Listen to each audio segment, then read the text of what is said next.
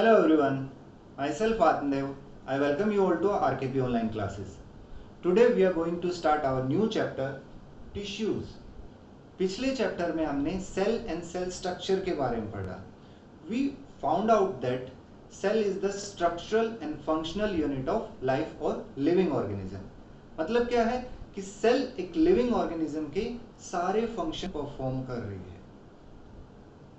In case of unicellular organism जो कि एक सिंगल सेल से बने हैं, all the function life function they are performed by a single cell. Life function means movement, transport of substances, exchange of gases, food digestion, they all are performed by a single cell. But in case of multicellular organism like animals and plants, जो कि बहुत सारी sales से मिलके बनते हैं, वहाँ पे एक पर्टिकुलर फंक्शन परफॉर्म करने के लिए एक पर्टिकुलर ग्रुप ऑफ सेल की रिक्वायरमेंट होती है, because division of labour present होता है वहाँ पे. डिवीजन ऑफ लेबर का मतलब वहाँ पे पर्टिकुलर काइंड ऑफ सेल को एक particular kind of function allot किया जाता है. ऐसा नहीं कि कोई भी सेल कोई भी फंक्शन परफॉर्म कर रही है. एक पर्टिकुलर ग्रुप ऑफ सेल होगा, वो एक पर्टिकुलर या एक स्पेशल फंक्शन परफॉर्म करेगा जो कि मल्टी सेलुलर ऑर्गेनिज्म में प्रेजेंट होता है. For an example, human body की बात करें. In human body for the movement of body parts muscle cells are required. A group of muscle cells are required. Similar kind of cells हैं and they are performing movement. For the transport of substances like transport of oxygen, hormones, waste material, blood and blood cells, they are performing, they are in group, they are performing a particular function जो कि transport का function कर रहे हैं. Nerve cells in coordinations, बहुत सारी nerve cells with the coordination they are carrying messages to different parts of the body. And in case of plants, transport of the water transport के लिए एक particular group of cells की requirement होती है. Transport of food के लिए एक particular group of sales की रिक्वायरमेंट होती है. एंड फूड सिंथेसिस के लिए भी डिफरेंट एक ग्रुप ऑफ सेल्स होती हैं, वो रिक्वायरमेंट होता है.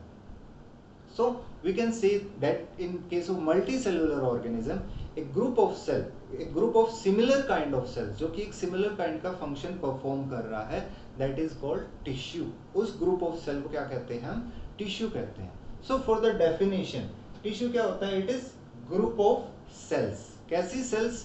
मोस्टली स्ट्रक्चरली सिमिलर होती हैं, लेकिन समटाइम डिसिमिलर भी हो सकती हैं. They are performing a common function, एक कॉमन फंक्शन परफॉर्म कर रही हैं and they have common origin. ये चार इंपॉर्टेंट कैरेक्टरिस्टिक्स होती हैं टिश्यू के लिए. सो टिश्यू की डेफिनेशन कैसे दोगे आप? Tissue is a group of cell, group of cells which are similar and dissimilar in structure, which are performing a common function and have common origin is called tissue.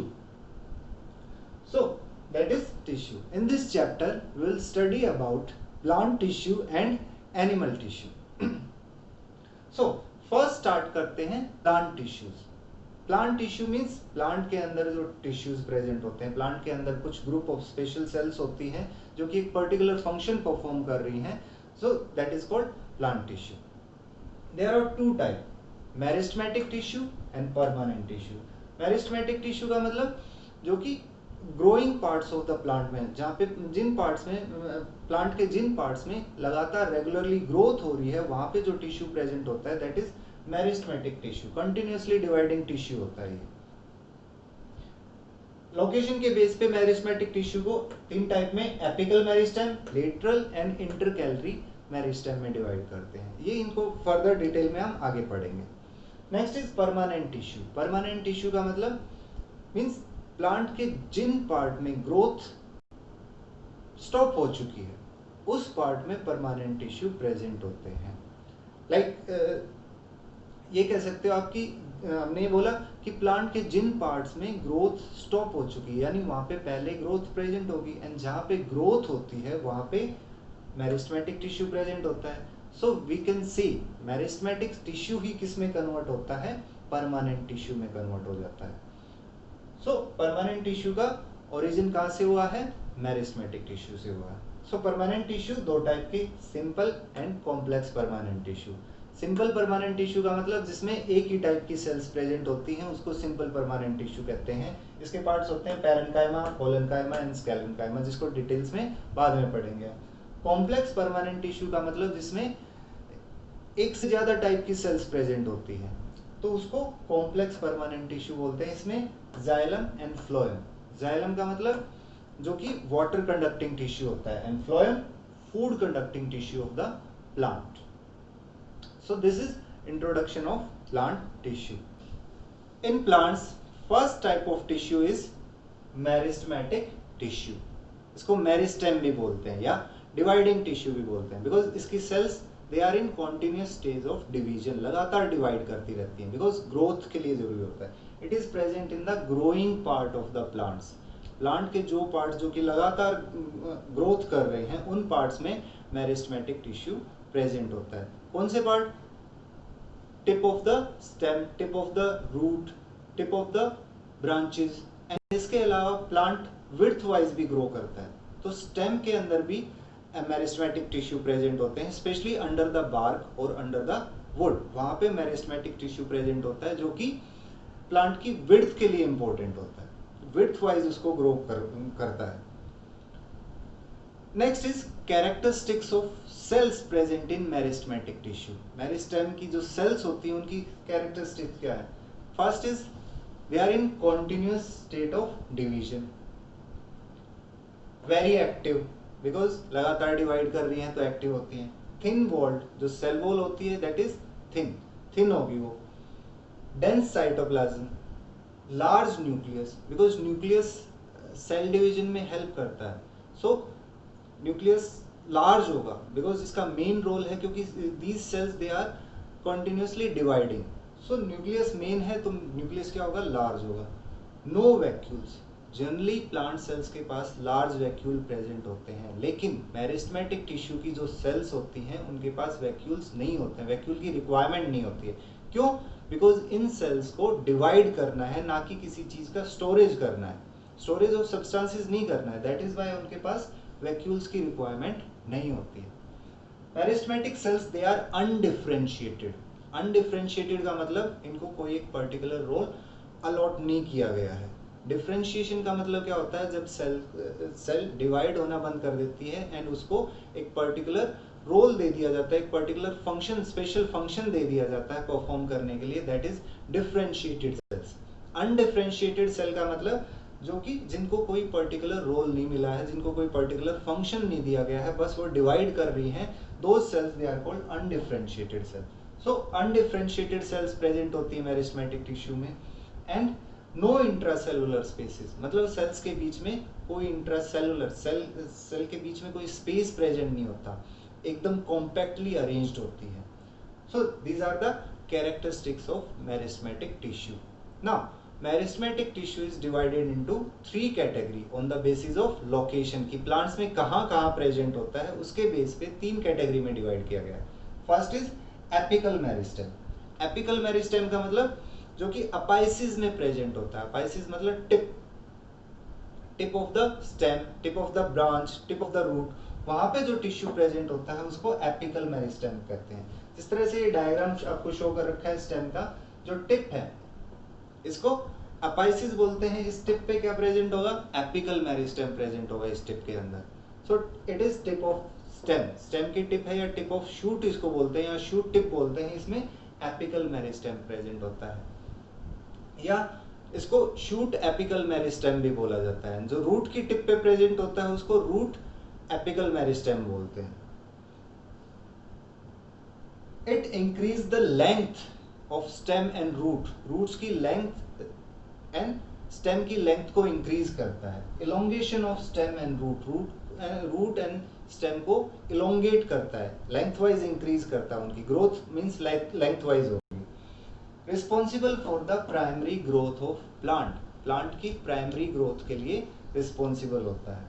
First जो growth होती है that is because of meristematic tissue and specially कौन सा? Apical meristem. Formation of axillary bud, axillary birds क्या होती हैं? जो किसी लीफ के बेस पे प्रेजेंट होती हैं, स्मॉल बर्ड्स निकल जाती हैं लीफ के बेस पे, उन बर्ड्स की फॉर्मेशन कौन कर रहा है? एपिकल मेरिस्टेम कर रहा है। Second is intercalary meristem. Intercalary meristem present at the base of leaf, leaf के बेस पे प्रेजेंट होगा। डायग्राम में आपको शो कर रखा है दिस लीफ, यहाँ पे ये ग्रीन पार्ट जो शो कर रखा है that is inter calorie meristem. इसके अलावा near nodes and inter nodes, ये नोड्स बीच में जो ये है टिप, शूट टिप, यहाँ पे एपिकल मेरिस्टेम प्रेजेंट है, लेकिन जो बीच में नोड्स प्रेजेंट है वहाँ पे इंटर कैलरी मेरिस्टेम प्रेजेंट होता है। लाइक फॉर एन एग्जांपल आपने शुगर केन देखा हुआ है, शुगर केन में बीच में जो पार्ट्स होते हैं उनको बोलते हैं नोड्स। उन पार्ट्स के दोनों साइड, ऊपर साइड एंड नीचे साइड एपिकल मेरिस्टेम प्रेजेंट होता है। फॉर एन एग्जांपल ये एक शुगर केन है, शुगर केन में ये नोड्स हैं जो उसको डिवाइड कर रहे हैं शुगर केन को। सो इसके ऊपर की साइड यहाँ पे एंड नीचे की साइड यहाँ पे दोनों पोर्शन में इंटर कैलरी मेरिस्टेम प्रेजेंट होता है। फंक्शन क्या होगा? Elongation of organs, nodes and internodes, nodes and internodes का इलोंगेट, उनको लेंथ वाइज इंक्रीज करता है। मींस ये पार्ट्स हो गए एक शुगर केन के, ये पार्ट, इनको लेंथ वाइज इंक्रीज कर रहा है। इंटर कैलरी मेरिस्टेम की कितना लंबा नोड होगा, ये पार्ट होगा, कितना लंबा ये पार्ट होगा, ये किस पे डिपेंड करता है? इंटर कैलरी मेरिस्टेम पे। वो इनकी लेंथ इंक्रीज कर रहा है, नोड्स और इंटरनोड्स की लेंथ इंक्रीज कर रहा है। It is present only in monocots, monocot plant में प्रेजेंट होता है। अब प्लांट्स दो टाइप के होते हैं, मोनोकोट एंड डाइकोट।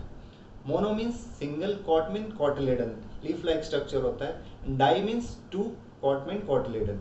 जब आप सीड को जर्मिनेट करते हो तो जर्मिनेशन के बाद, आफ्टर जर्मिनेशन ऑफ सीड, जब छोटा सा प्लांट निकलता है तो समटाइम्स आपको एक लीफ लाइक स्ट्रक्चर दिखाई देता है। That leaf like structure is called cotyledon. So अगर single leaf like structure present है तो उसको बोलते हैं मोनोकोट प्लांट। एंड अगर सीड जर्मिनेट होने के बाद टू लीफ लाइक स्ट्रक्चर अगर आए हैं तो उनको बोलते हैं dicot plant.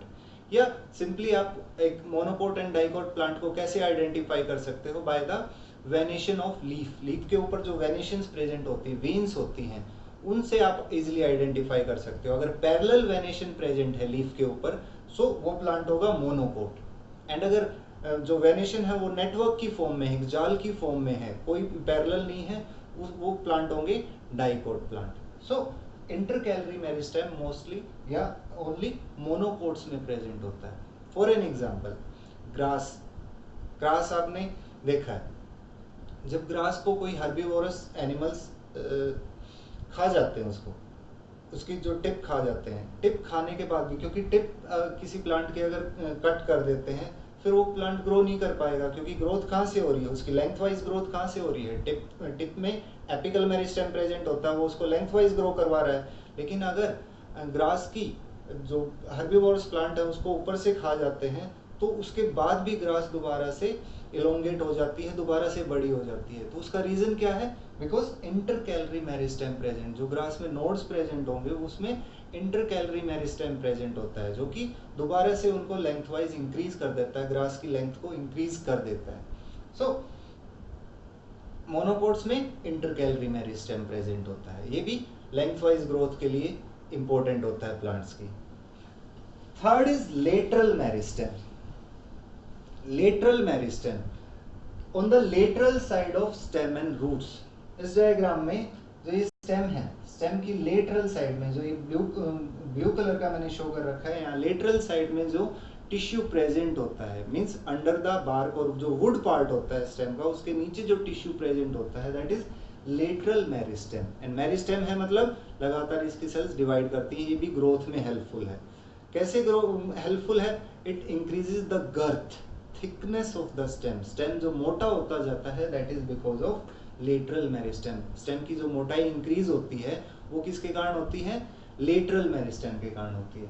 Only present in woody plants, जो वुडी प्लांट्स हैं उन्हीं में प्रेजेंट होता है। जिन प्लांट्स में वुड्स नहीं होती, वुडी प्लांट का मतलब लाइक अपने गेहूं का प्लांट देखा है, it is not a woody plant. उसका जो स्टेम होगा वो वुड नहीं होता है। बड़े बड़े जो ट्रीज होते हैं उनमें वुड प्रेजेंट होती है, बार्क प्रेजेंट होगी उस प्लांट में, वो उनको वुडी प्लांट बोला जाता है। तो लेटरल मेरिस्टेम वुडी प्लांट्स में प्रेजेंट होता है।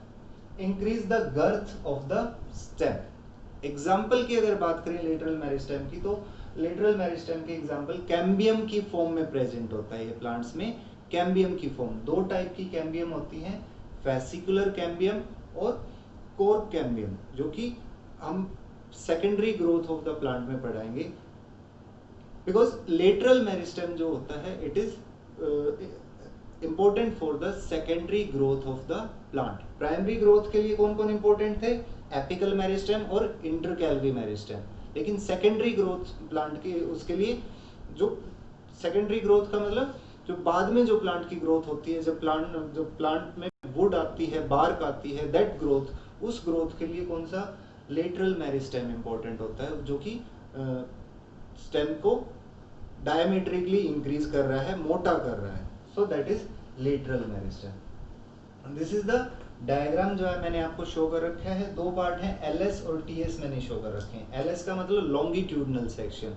लॉन्गिट्यूडनल सेक्शन का मतलब क्या होता है? फॉर एन एग्जांपल ये स्टेम है, अगर मैं इसको ऐसे कट कर देता हूँ, ऐसे अगर आपको कट कर देता हूँ तो इसके अंदर का हिस्सा आपको दिखाई देगा ऐसे। लॉन्गिट्यूडनल का मतलब लेंथ वाइज अगर मैं इसको ऐसे कट कर दूं तो आपको हिस्सा दिखाई देगा, वो स्टेम का ये हिस्सा आपको दिखाई दे रहा है, दैट इज लॉन्गिट्यूडनल सेक्शन। क्या जो शो कर रखा है that is TS, transverse section. अगर मैं प्लांट स्टेम को ऐसे कट कर देता हूँ और आपको ऐसे शो करूंगा, मीन्स अगर मैं उसको ऐसे हॉरिजॉन्टली कट करता हूँ, फिर आपको जो हिस्सा आपको दिखाई देगा वो ऐसे सर्कुलर दिखाई देगा। सो यहाँ पे जो हिस्सा दिखाई दे रहा है दैट इज ट्रांसवर्स सेक्शन। इसमें जो ब्लू पार्ट है, यहाँ पे तो हमने सिंगल लाइन की फॉर्म में दिखाई दिया था, यहाँ पे आपको कंटिन्यूअसली ब्लू पार्ट दिखाई दिया है। ब्लू पार्ट क्या है? लेटरल मेरिस्टेम, जो कि सर्कुलर फॉर्म में प्रेजेंट होगा, इसमें सर्कुलर फॉर्म में, जो कि प्लांट की विड्थ को इंक्रीज कर रहा है। सो इस तरह से लेटरल मेरिस्टेम प्रेजेंट होता है प्लांट के अंदर। So this is all about meristematic tissue.